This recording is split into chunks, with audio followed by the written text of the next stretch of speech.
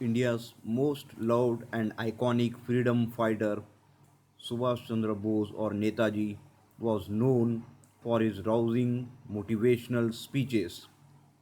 His speech, "Give me blood and I promise you freedom," delivered in Burma to the members of his Indian National Army in 1944, is among the most popular. Friends, 12 months ago, a new program of total mobilization or maximum sacrifice was placed before Indians in East Asia.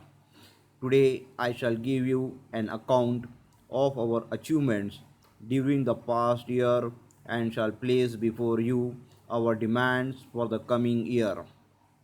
But before I do so, I want you to realize once again what a golden opportunity we have for winning freedom. The British are engaged in a worldwide struggle, and in the course of the struggle, they have suffered defeat after defeat on so many fronts. The enemy having been thus considerably weakened, our fight for liberty has become very much easier than that it was 5 years ago. Such a rare and God given opportunity comes once in a century. That is why we have sworn to fully utilize this opportunity for liberating our motherland from the British yoke. I am so very hopeful and optimistic about the outcome of our struggle because I do not rely merely on the efforts of 3 million Indians in East Asia. There is a gigantic movement going on inside India, and millions of our countrymen are prepared for maximum suffering and sacrifice in order to achieve liberty.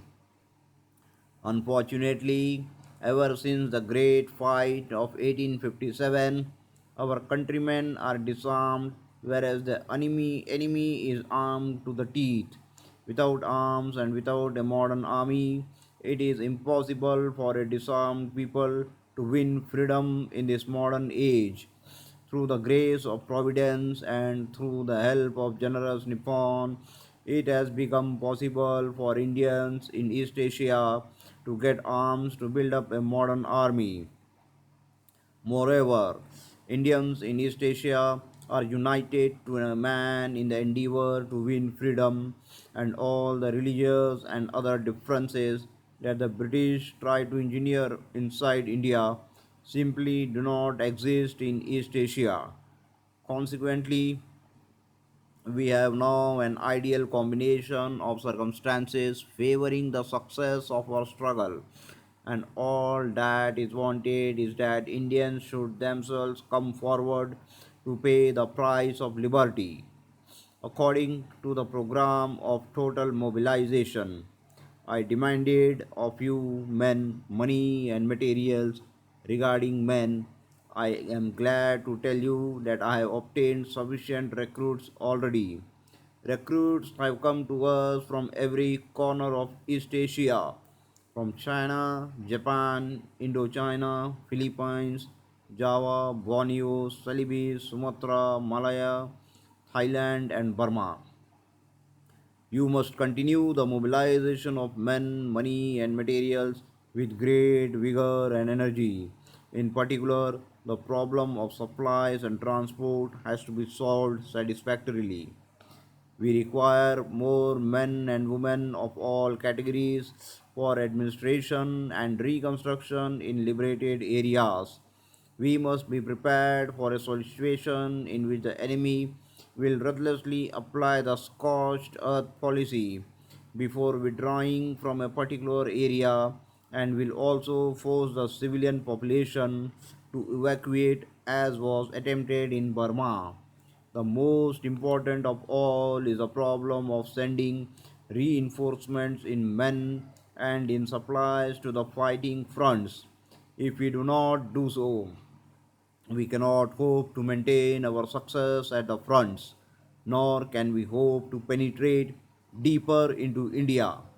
Those of you who will continue to work on the home front should never forget that East Asia and particularly Burma form our base for the war of liberation. If this base is not strong, our fighting forces can never be victorious. Remember that this is a total war and not merely a war between two armies. That is why, for a full 1 year, I have been laying so much stress on total mobilization in the East. There is another reason why I want you to look after the home front properly during the coming months. I and my colleagues in the War Committee of the Cabinet desire to devote our whole attention to the fighting front and also to the task of working up the revolution inside India. Consequently, we want to be fully assured that the work at the base will go on smoothly and uninterruptedly even in our absence. Friends, 1 year ago, when I made certain demands of you, I told you that if you give me total mobilization, I would give you a second front. I have redeemed that pledge. The first phase of our campaign is over.